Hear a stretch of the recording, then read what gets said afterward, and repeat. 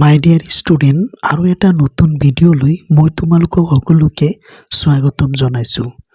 ছাত্ৰ ছাত্ৰীসকল, এই ভিডিঅ'টোৰ জৰিয়তে আমি শিকিবলৈ গৈ আছোঁ ইংৰাজী গ্ৰামাৰ বিষয়ত থকা ওৱান ৱৰ্ড ছাবষ্টিটিউট। যিটো বিষয় আছে সেইটোৰ ওপৰত শিকিবলৈ গৈ আছোঁ। ওৱান ৱৰ্ড ছাবষ্টিটিউট, আৰু এইটো অসমীয়াত কোৱা হয় এটা শব্দত প্ৰকাশ কৰা। তো ইংৰাজীতো এনেকুৱা ধৰণৰ বাক্য আছে যিবিলাক এটা শব্দত প্ৰকাশ কৰিব পাৰি, আৰু সেইবিলাককে কয় ওৱান ৱৰ্ড ছাবষ্টিটিউট। তো আমি আজি কেইটামান এটা শব্দত প্ৰকাশ কৰা যিটো ইংৰাজীত ওৱান ৱৰ্ড ছাবষ্টিটিউট বুলি কোৱা হয় কিছুমান শিকিবলৈ গৈ আছোঁ। তো তোমালোকে ধুনীয়াকে ভিডিঅ'টো শেষলৈকে চাই থাকা। তো চোৱা, N এব্ৰিভিয়েশ্যন formed from initial letters of other words and pronounced as a word. তো ইংৰাজীতো কিছুমান শব্দ আছে যিবিলাক আমি এটা এটা আখৰেৰে প্ৰকাশ কৰিব পাৰোঁ, এটা এটা আখৰেৰে প্ৰকাশ কৰা হয়। কিছুমান লেটাৰেৰে এটা শব্দ উচ্চাৰণ কৰা হয়। এটা এটা লেটাৰক এটা এটা শব্দ হিচাপে উচ্চাৰণ কৰা হয়। তো এনেকুৱা শব্দবিলাকক কি বুলি কোৱা হয়?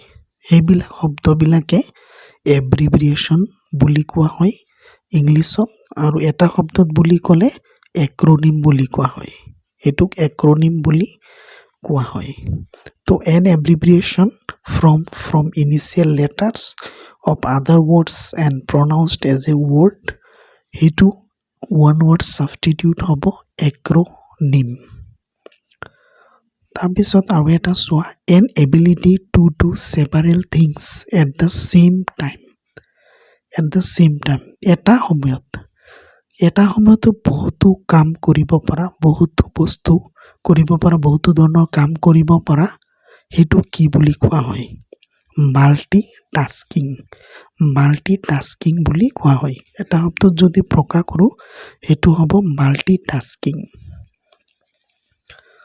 আৰু এটা চোৱা, an ability to see what will or might happen in the future.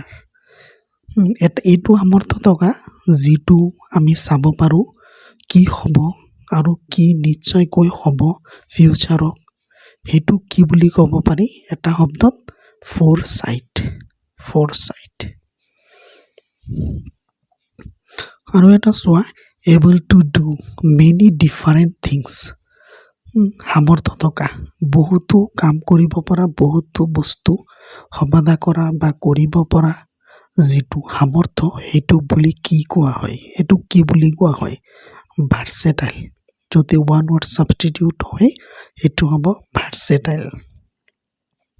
আৰু এটা চোৱা, able to exist together without trouble or conflict going together well. মানে এইটো সামৰ্থ্য থকা, সকলোৰে লগত সুন্দৰভাৱে থাকিব পৰা, এডজাষ্ট হ'ব পৰা, কোনো ধৰণৰ সমস্যা সৃষ্টি নকৰাকৈ, সংঘৰ্ষ নকৰাকৈ একেলগে থাকিব পৰা, আৰু একেলগে সুন্দৰভাৱে আগলৈ যোৱা বা থাকিব পৰা, সেইটোক এটা শব্দত কি বুলি কোৱা হয়? কম্পেটিবল। তো ইংলিছত যেনেকে বা অসমীয়াত যেনেকে এটা শব্দ প্ৰকাশ কৰা আছে, তেনেকুৱা ইংলিছতো আমি এটা শব্দ প্ৰকাশ কৰিব পাৰি, আৰু যিটো প্ৰকাশ কৰিব পাৰি এটা শব্দত সেইবিলাক কোৱা হয় ওৱান ৱৰ্ড ছাবষ্টিটিউট। আৰু এইটো প্ৰায়ে এক্সামত আহি থকা দেখা যায়, সকলো এক্সামতে আহি থকা দেখা যায়, আৰু কম্পিটিটিভ এক্সামবিলাকত বেছিকৈ আহে। ধন্যবাদ।